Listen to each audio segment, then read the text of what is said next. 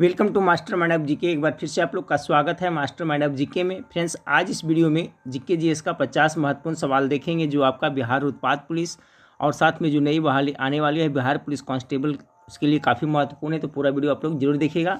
चलिए फटाफट 50 क्वेश्चन देख लेते हैं। फ्रेंड्स, चैनल पर पहली बार विजिट कराएं तो चैनल को सब्सक्राइब कर बेल आइकन को दबा दीजिएगा ताकि महत्वपूर्ण वीडियो का नोटिफिकेशन समय से मिलता रहे और आप लोग गेस करते चलिएगा। फ्रेंड्स, आज का पहला सवाल आप लोग के सामने क्या है।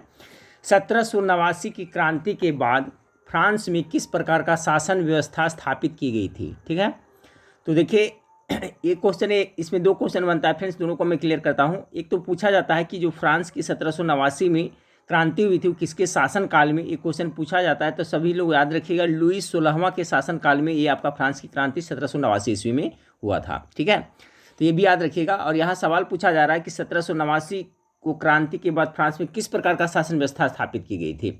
तो देखिए इसका करेक्ट आंसर हो जाएगा फ्रेंड्स, यहाँ पर ऑप्शन नंबर डी हो जाएगा, संवैधानिक राजतंत्र स्थापित की गई थी। ठीक है, दूसरा नंबर सवाल आपका है, जुते हुए खेत का प्रमाण किस हड़प्पाई स्थल से मिला है। ये क्वेश्चन बार बार एग्जाम में रिपीट होता है। चलिए गेस करिएगा।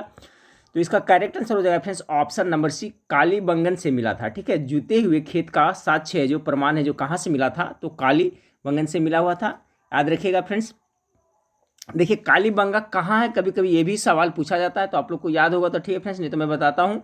ये जो कालीबंगा है जो कहाँ पड़ता है, तो ये आपका राजस्थान में पड़ता है। ठीक है फ्रेंड्स, राजस्थान में गंगा सागर नामक जिला में आपको कालीबंगन स्थित है, राजस्थान में पड़ता है। ठीक है, यहीं से जुते हुए खेत का साक्ष्य या प्रमाण मिला था। तीसरा नंबर सवाल आप लोग के सामने है कि भारत में हरित क्रांति किस दशक में हुई थी। ठीक है, तीन का, तो तीन का जो करेक्ट आंसर हो जाएगा फ्रेंड्स ऑप्शन नंबर आपका भी 1960 के दशक में।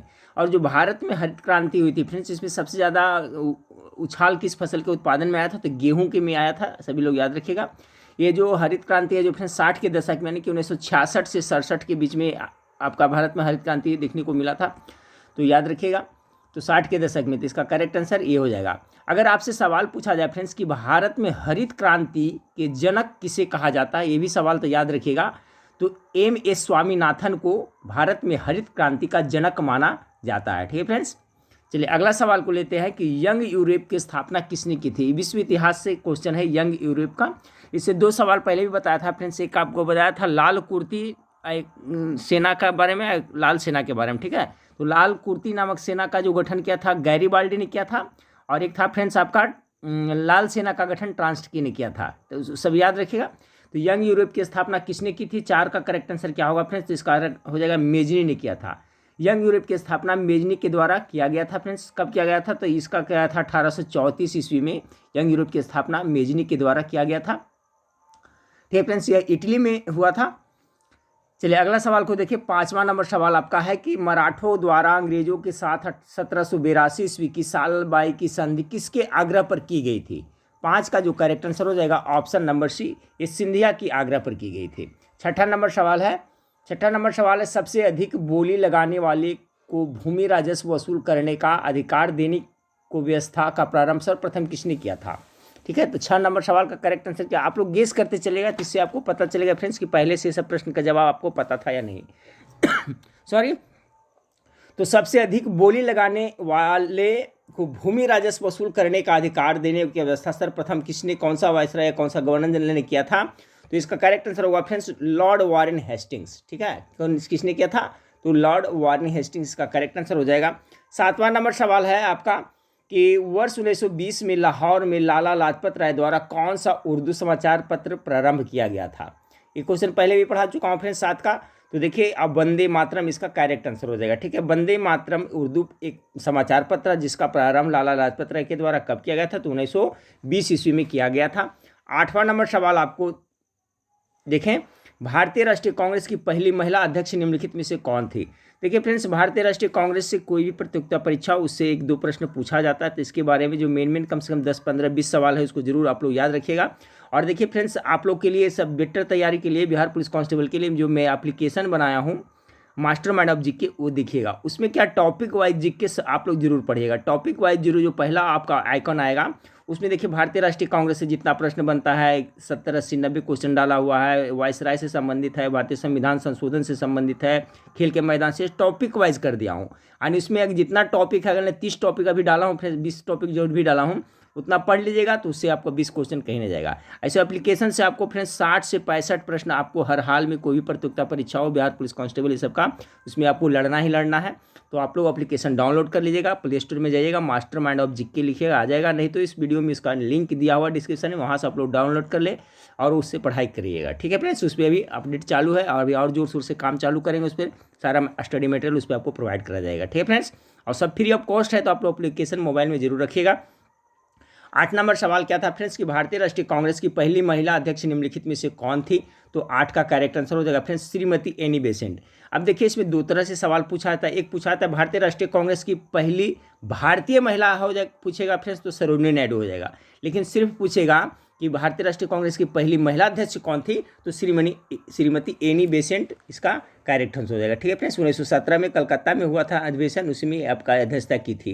ये भी याद रखिएगा, श्रीमती एनी बेसेंट है जो भारतीय राष्ट्रीय कांग्रेस की पहली महिला अध्यक्ष थी, और ये कब की थी तो 1917 ईस्वी में कोलकाता जो अधिवेशन हुआ था उसी में उनको अध्यक्ष चुना गया था। 8 नंबर 9 नंबर सवाल को देखिए। 9 नंबर सवाल आपका है कि बंगाल 1905 ईस्वी में बंगाल विभाजन का वायसराय ने किया था। एक क्वेश्चन बार बार रिपीट होता है कि 1905 में बंगाल का विभाजन हुआ था, आप लोग को पता होगा फ्रेंड्स। तो 1905 में जब बंगाल का विभाजन हुआ था उस समय कौन था? लॉर्ड कर्जन था। ऑप्शन नंबर 9 का बी करेक्ट आंसर हो जाएगा। 10वां नंबर सवाल को देखिए। 10 नंबर सवाल आपका है किस चीनी राजा ने 220 ईस्वी पूर्व चीन की विशाल दीवार के निर्माण का कार्य प्रारंभ किया था? तो 10 का गेस करें तो इसका हो जाएगा फ्रेंड्स सी हैंगटिंग ने किया था। इंपॉर्टेंट सवाल है, सी हैंगटिंग ने इसका शुरू किया था। तो 10 का करेक्ट आंसर सी हो गया। 11 नंबर सवाल को देखिए कि मोहम्मद गोरी ने जयचंद को किस युद्ध में पराजित किया था? तो देखिए इसका करेक्ट आंसर हो जाएगा फ्रेंड्स आपका ऑप्शन नंबर सी चंदावर का युद्ध। ये भी याद रखिए, चंदावर का युद्ध कब हुआ था? 1194 ईस्वी में। किसके बीच में? तो मोहम्मद गोरी और जयचंद के बीच में। तो मोहम्मद गोरी ने जयचंद को पराजित किया था। तो ऑप्शन नंबर सी इसका करेक्ट आंसर होगा, चंदावर की लड़ाई 1194 ईस्वी में। 12 नंबर सवाल आपका है कि निम्नलिखित में से किसे काला पैगोंडा के नाम से जाना जाता है? ठीक है, काला श्याम या पैगोंडा के नाम से जाना जाता है। तो 12 का करेक्ट आंसर होगा फ्रेंड्स कोणार्क का सूर्य मंदिर, जिसे काला पैगोंडा के नाम से जाना जाता है। ठीक है, आपका 12 का करेक्ट आंसर हो जाएगा जो आपका ऑप्शन नंबर सी हो जाएगा। 13 नंबर सवाल को देखिए फ्रेंड्स। 13 नंबर सवाल है अलमाटी बांध किस नदी पर बना है? अलमाटी बांध है जो आपका कृष्णा नदी पर बना है ना, तो ऑप्शन नंबर सी इसका करेक्ट आंसर होगा। 14 नंबर सवाल देखिए बिहार पुलिस या बिहार पुलिस कांस्टेबल की जो भी तैयारी कर रहे हैं फ्रेंड्स उसमें आपको जीके जीएस मजबूत होना बहुत जरूरी, क्योंकि 75 क्वेश्चन उसको जीके जीएस से रहता है, और 8 से 10 क्वेश्चन हिंदी से, 8-10 से इंग्लिश से, और 8 से 10 क्वेश्चन मैथ से। सिंपल रहता है तो वो सब कर लिया, लेकिन इसका बेस आपका है जो 75 जीके जीएस पर आपको ज़्यादा फोकस करना है, सभी पे फोकस करना है, लेकिन ये जिसका मजबूत रहेगा जीके जीएस फ्रेंड्स उसी का रिजल्ट होगा। चलिए अगला सवाल है देखिए। 14 नंबर सवाल आपका है कि इनमें से भारत का प्रमुख जलयान निर्माण केंद्र कौन सा है? तो 14 का जो करेक्ट आंसर हो जाएगा फ्रेंड्स कोची हो जाएगा। ठीक है, कोची इसका हो जाएगा जलयान निर्माण केंद्र है। 15 नंबर सवाल को देखिए। 15 नंबर सवाल आपका है भारत में कुल्लू घाटी निम्नलिखित में से किसकी खेती के लिए प्रसिद्ध है? बहुत अच्छा सवाल है फ्रेंड्स कुल्लू घाटी के लिए। तो देखिए भारत में जो कुल्लू घाटी है वो किसके लिए प्रसिद्ध है? तो 15 का correct answer option number C हो जाएगा, सेब उत्पादन के लिए फेमस है। अगला सवाल को देखिए। 16 नंबर सवाल आपका है निम्नलिखित में से वह इस्पात संयंत्र कौन सा है जिसकी स्थापना द्वितीय पंचवर्ष योजना के दौरान नहीं की गई थी? 16 का, तो 16 का देखिए फ्रेंड्स करेक्ट आंसर हो जाएगा बोकारो। ये बोकारो है जो है फ्रेंड्स जो आपका द्वितीय पंचवर्ष योजना के दौरान में ये नहीं की गई थी। बोकारो इस्पात संयंत्र की स्थापना कब हुआ था? तो यह हुआ था 1968 ईस्वी में हुआ था। ठीक है फ्रेंड्स, 1968 ईस्वी में। तो ये द्वितीय पंचवर्ष समय नहीं चल रहा था, सभी लोग याद रखिएगा। तो बोकारो है जो आपका 1968 में। अब देखिए फ्रेंड्स इसमें से जो क्वेश्चन पूछा जाता है वो भी मैं सब एक बार रिपीट कराना चाहूँ। बोकारो है जो किसके मदद से बनाया गया था? भिलाई। तो बोकारो और भिलाई है जो रूस की मदद से बनाया गया था। ठीक है, रूस से। जबकि दुर्गापुर है जो किससे मदद से बनाया गया था? तो ये इंग्लैंड की सहायता से। और राउरकेला है जो किसकी सहायता से बनाया गया था? कौन सा देश के? तो जर्मनी की सहायता से। तो क्लियर हो गया कॉन्सेप्ट फ्रेंड्स कि बोकारो भिलाई है जो रूस की सहायता से बनाया गया था, दुर्गापुर इंग्लैंड ब्रिटेन के मदद से बनाया गया था, और राउरकेला है जो जर्मनी के मदद से बनाया गया था। यहाँ सवाल पूछा गया था कि द्वितीय पंचवर्ष योजना में कौन नहीं बनाया गया था? तो बोकारो नहीं बनाया गया था, बाकी सब द्वितीय पंचवर्ष में बनाया गया था। 17 नंबर सवाल आप लोग के सामने है कि निम्नलिखित में से बिजली का नवीकरण संसाधन है। ठीक है, बिजली का नवीकरण संसाधन कौन है? तो 17 का करेक्ट आंसर क्या होगा? 17 का जो करेक्ट आंसर हो जाएगा फ्रेंड्स ऑप्शन नंबर ए पानी। ये नवीकरण संसाधन है। कोयला और पेट्रोलियम प्राकृतिक गैस, ये है जो कैसा है, तो ये ऊर्जा का या बिजली का जो भी कहिए, और नवीकरणीय संसाधन। ये क्वेश्चन बहुत इंपॉर्टेंट है, पूछा जाता है। ये है सभी जो और नवीकरणीय संसाधन है। अब देखिए फ्रेंड्स, इसको कैसे हम समझेंगे, तो ये आपका नवीकरण संसाधन है, उसका सोर्स है जो जल्दी खत्म होने वाला है, उसका भंडार सीमित है प्राकृतिक रूप से जो है। और जो अनवीकरण है फ्रेंड्स, और नवीकरण ऊर्जा का संसाधन है जिसका भंडारण सीमित है और ये फ्यूचर में कुछ दिन के बाद ये खत्म हो सकता है। तो पेट्रोलियम, कोयला और प्राकृतिक गैस का भंडारण है क्या सीमित है, ये आगे चल के क्या है, खत्म हो सकता है, इसका भंडारण सीमित है। तो इस तरह से पकड़िएगा। और नवीकरणीय रहेगा जिसका भंडारण सीमित है, और नवीकरणीय रहेगा फ्रेंड्स जैसे हवा हो गया, प्रकाश हो गया, पानी हो गया, ये है जो नवीकरण जिसका जो समाप्त जल्दी नहीं हो सकता है। तो 17 का करेक्ट आंसर नवीकरण संसाधन पूछ रहा है तो पानी हो जाएगा। बाकी सभी किसके अंतर्गत आएगा फ्रेंड्स, तो ये सभी है जो और नवीकरणीय ऊर्जा के संसाधन के अंतर्गत आएगा। ठीक है, अगला सवाल देखिए फ्रेंड्स, आप लोग पढ़ाई मन मार के अभी से करते चले, जब भी बहाली आने जब भी आएगी, और तैयारी अभी से करिएगा तो ही काम देगा फ्रेंड्स। क्या कर सकते हैं इसके अलावा, लेकिन अब बहाली जब आएगी फ्रेंड्स तो कंटिन्यू आएगी, ऐसा बोला जा रहा है। 18 नंबर सवाल को देखिए कि सुनामी का मुख्य कारण क्या है। 18 का क्या होगा, तो समुद्री सतह पर जो भूकंप आता है, जो सरफेस होता है, समुद्र का सरफेस होता है, वहाँ पर जो भूकंप आता है, अर्थक्वेक आता है, उसी वजह से क्या होता है फ्रेंड्स, आपका सुनामी आता है। तो ऑप्शन नंबर सी इसका करेक्ट आंसर, जापान में ज़्यादा देखने को मिलता है। 19 नंबर सवाल को देखिए।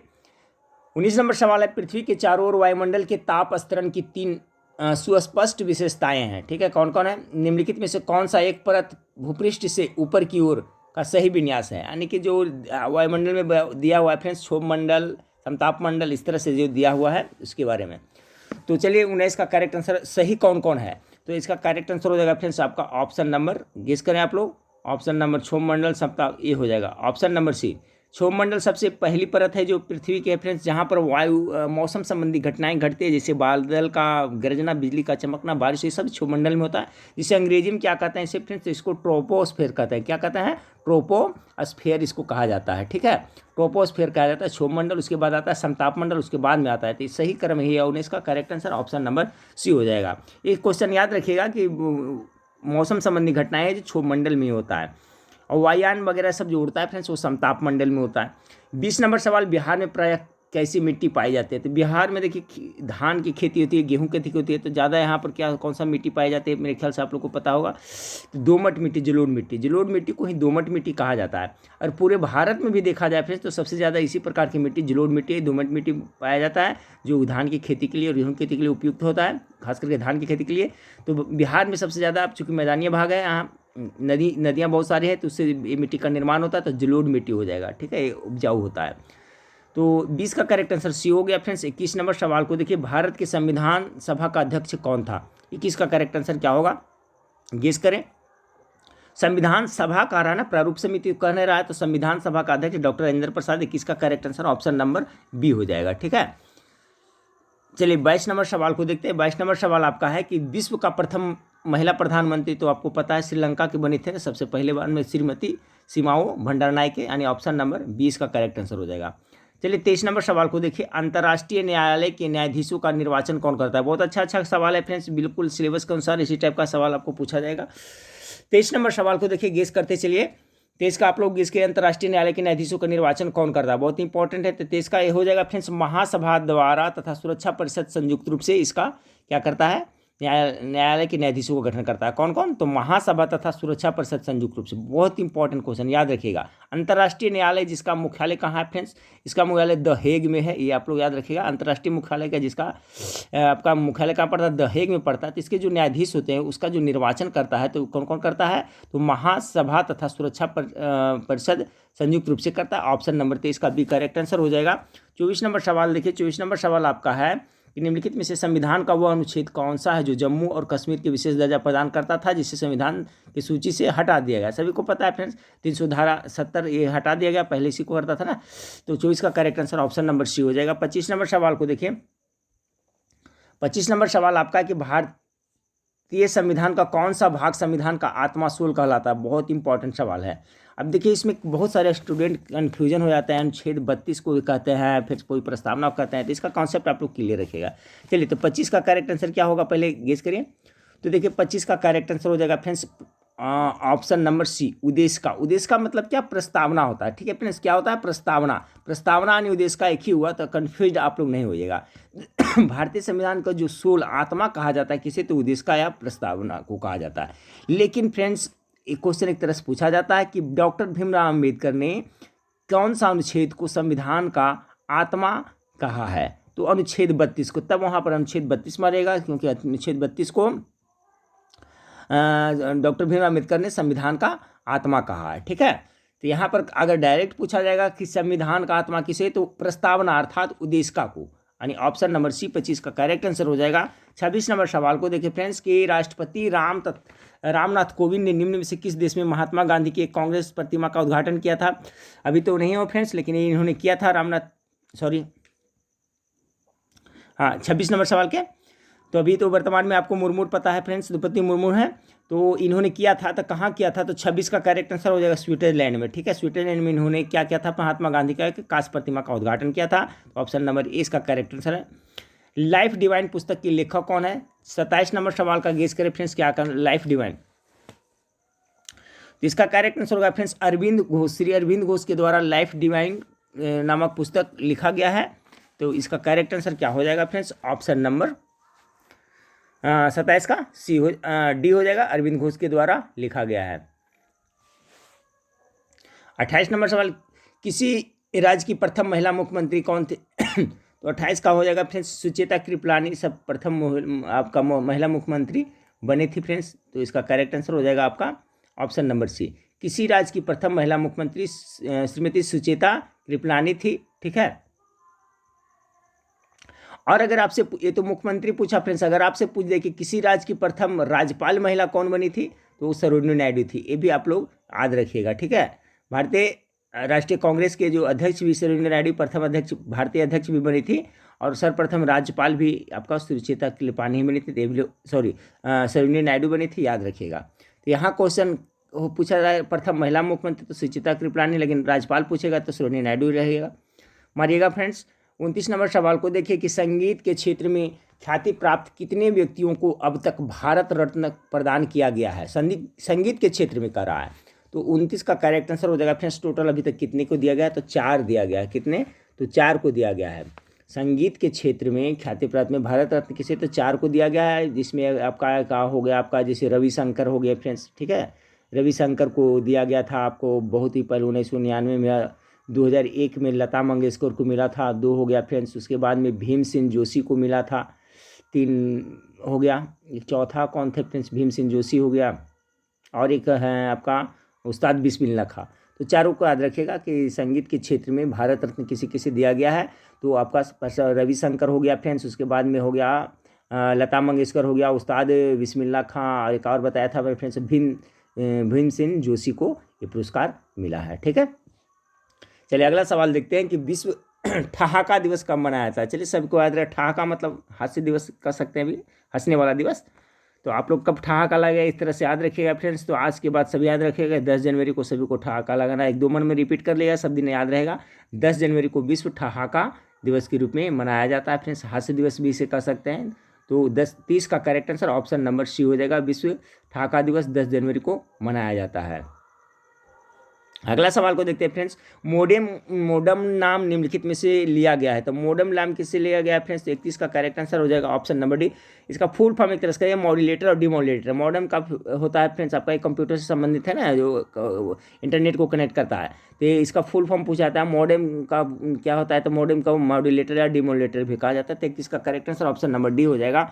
32 नंबर सवाल को देखिए, पहली भारतीय महिला जो देखिए ये आ गया फ्रेंड्स, पहली भारतीय महिला जो भारतीय राष्ट्रीय कांग्रेस की अध्यक्षा बनी थी। अभी मैंने बताया था फ्रेंड्स कि खाली भारतीय रहेगा तो सिर्फ रहेगा भारतीय राष्ट्रीय कांग्रेस का महिला अध्यक्ष, तो ये नहीं बेसेंट होगा। लेकिन भारतीय जैसे ही लग जाएगा तो कौन सा होगा, सरोजिनी नायडू हो जाएगा। इसलिए ऑप्शन नंबर 32 का डी करेक्ट आंसर हो जाएगा। 33 नंबर सवाल को देखें कि नेटिविटी चर्च कहाँ स्थित है। नेटिविटी चर्च आपका पड़ता है बेल्थेम में पड़ता है फ्रेंड्स, याद रखिए नेटिविटी चर्च कहाँ स्थित है, तो नेटिविटी चर्च बेल्थेम में पड़ता है। 33 का बी। 34 नंबर सवाल को देखें, 34 नंबर सवाल आपका है जब कोई व्यक्ति रोता है तो इसका संकीर्ण के कारण नाक से जल विसर्जन होता है। देखिए फ्रेंड्स, जब कोई बच्चा या कोई भी व्यक्ति रोते रहता है तो देखिएगा नाक से जल का संकरण होता है, तो उसके किसके कारण होता है? 34 का।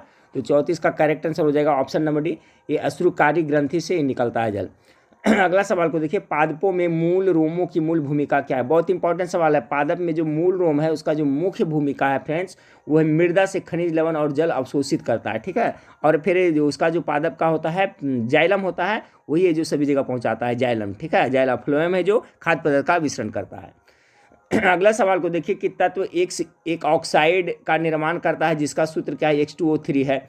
तत्व एक्स का आवर्त सारणी खाली स्थान की भांति समान समूह होने की संभावना अधिक है। तो 36 का जो करेक्ट आंसर हो जाएगा फ्रेंड्स क्या? एक एल्युमिनियम की भांति समान समूह होने की संभावना अधिक है। 37 नंबर सवाल को देखिए, स्काइरिस का साधारण नाम है, किसका है फ्रेंड्स? कौन सा है? तो 37 का करेक्ट आंसर हो गया जो राउंड वर्म होता है, राउंड वर्म स्काइरिस का साधारण नाम है, ठीक है। राउंड वर्म जो पेट में जोंक जिसको कहते हैं, गोल्ड क्रीमी कहते हैं, वही हो गया। तो राउंड वर्म है जो स्काइरिस का साधारण नाम है। 38 नंबर सवाल को देखिए, 38 नंबर सवाल आपका है कि निम्न में लाल संवहनीय संयोजी उत्तक है, लाल संवहनीय संयोजी उत्तक है 38 का। 38 का करेक्ट आंसर क्या हो जाएगा फ्रेंड्स? तो ऑप्शन नंबर सी हो जाएगा, ऑप्शन नंबर सी इसका करेक्ट हो जाएगा। रुधिर, लाल संवहनीय उत्तक रुधिर में हेमोग्लोबिन पाया जाता है जिसके कारण इसका कलर लाल होता है, ठीक है। 38 हो गया फ्रेंड्स। 39 नंबर सवाल को देखें कि क्षार के संबंध में निम्नलिखित में से कौन सा सही नहीं है? क्षार के संबंध में, तो इसका करेक्ट आंसर होगा नीले लिटमस को लाल कर देता है, ये आपका गलत है, ठीक है। नीले लिटमस को क्षार है जो लाल नहीं करता है, नीले लिटमस को लाल कर देता है, यह क्षार के संबंध में सही जानकारी नहीं है।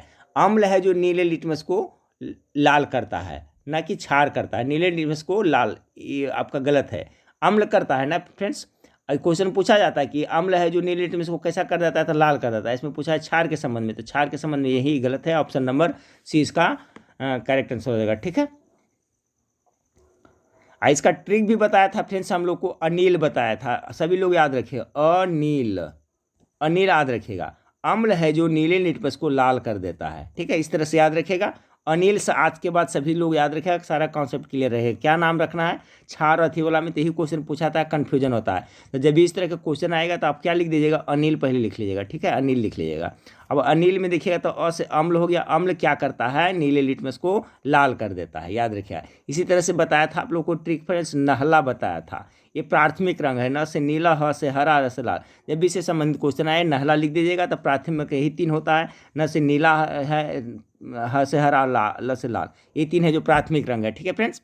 चलिए अगला सवाल को लेते हैं। तो 39 को हो गया फ्रेंड्स। ये अनिल सभी लोग याद रखिएगा कि अनिल है यानी अम्ल है, नीले लिटमस को लाल कर देता है। यहाँ कर रहा है क्षार के बारे में, तो क्षार नीले लिटमस को लाल करता है? नहीं करता, यही कथन गलत है। 40 नंबर सवाल को देखिए। 40 नंबर सवाल आप लोग के सामने है कि अभी तक वैज्ञानिक द्वारा पदार्थ की कितनी अवस्थाएं तय की गई है? तो सबको पता है फ्रेंड्स, अभी तक टोटल कितना है? 5 ही ना, बोस आइंस्टीन कंडेंसेट आपको पता होगा। अभी तक वैज्ञानिक के द्वारा 5 अवस्थाएं बताई गई है फ्रेंड्स, ठीक है। क्या उसको कहता है? बोस आइंस्टीन संघनन भी कह सकते हैं उसको, तो ही 5 हुआ है ना, 5 तरह का हुआ है, ठोस द्रव गैस, इस तरह से, लास्ट में प्लाज्मा है। अगला सवाल को देखिए फ्रेंड्स, लार ग्रंथि एंजाइम स्रावित होता है। 41 का करेक्ट आंसर क्या हो जाएगा? इसका कॉन्सेप्ट आप लोग क्लियर हो गया होगा ना फ्रेंड्स आपका। अभी तक ये 5 है, जो जैसे 5 पदार्थ की अवस्था में, ठोस द्रव गैस, 3 हो गया फ्रेंड्स, चौथा हो गया प्लाज्मा, और 5वां है जो कौन है? बोस आइंस्टीन संघनन, वही है, ठीक है। 5 अवस्था में, तो पहला अवस्था हो गया ठोस, दूसरा हो गया द्रव, तीसरा हो गया गैस, चौथा हो गया प्लाज्मा, और 5वां हो गया बताया मैं अभी बोस आइंस्टीन संघनन। चलिए अगला सवाल को देखते हैं। लार ग्रंथि से एंजाइम स्रावित होती है, तो लार से कौन सा एंजाइम स्रावित होती है? 41 का करेक्ट आंसर क्या हो जाएगा? तो 41 का करेक्ट आंसर हो जाएगा लार से आपका एमाइलेज होता है ना, 41 का करेक्ट आंसर ए हो जाएगा, ठीक है। लार ग्रंथि से टाइलिन भी होता है, एमाइलेज भी होता है, तो लार से एमाइलेज एंजाइम स्रावित होती है। 42 नंबर सवाल को देखिए।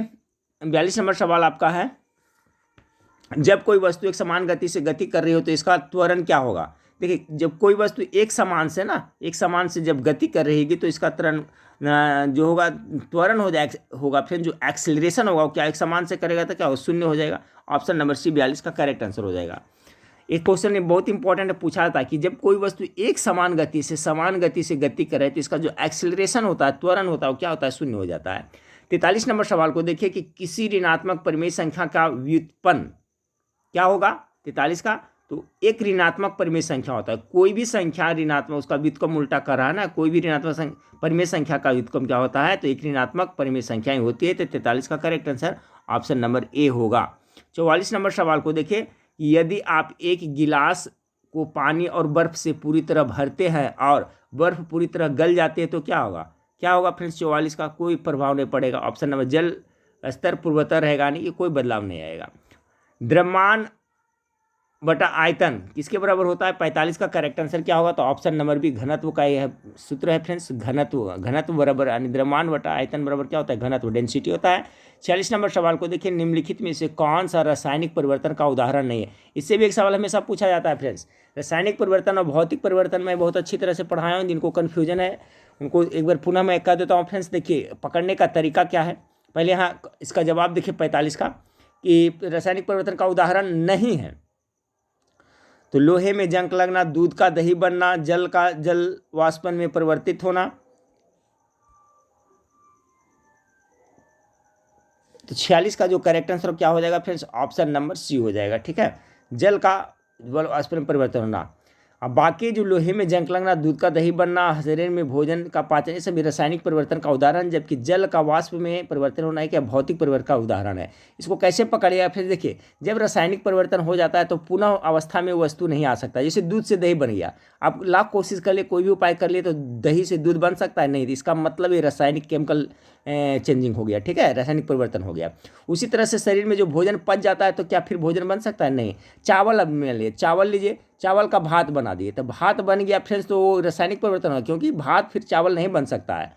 जबकि भौतिक परिवर्तन में क्या है कि पुनः उस रूप में आ जा सकता है। जैसे जल का वाष्प बना दीजिए, जल को गर्म करिए, वाष्प बन जाएगा, लेकिन वाष्प को फिर संग्रह करिएगा, वहाँ पर कुछ करिएगा तो पुनः जल बन जाएगा। मान लीजिए बर्फ है, ठीक है फ्रेंड्स, बर्फ को जब पिघलाइएगा तो क्या बन जाएगा, पानी बन जाएगा। या पानी को बर्फ बनाइएगा तो क्या पानी को जब जमाइएगा, लो टेम्परेचर करिएगा तो बर्फ बन जाएगा, लेकिन बर्फ को पुनः फिर करेगा तो पानी आ जाएगा, यानी कि वो अवस्था में आ जाता है, तो वो भौतिक परिवर्तन होगा। लेकिन जब कोई बदलने के बाद कोई चेंजिंग वापस पुनः अवस्था में नहीं आता है वो वस्तु, तो उसमें क्या कहेंगे हम लोग, रासायनिक परिवर्तन कहेंगे। तो यहाँ पर correct answer option number C हो गया।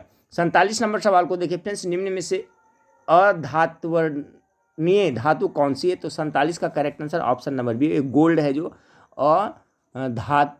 अधात्वरणीय आपका धातु है। अघात वर्धनीय धातु का उदाहरण हो जाएगा गोल्ड, यानी सोना हो जाएगा फ्रेंड्स। 48 नंबर सवाल को देखिए, अंतर्वेशी विभज्योतक पाए जाते हैं।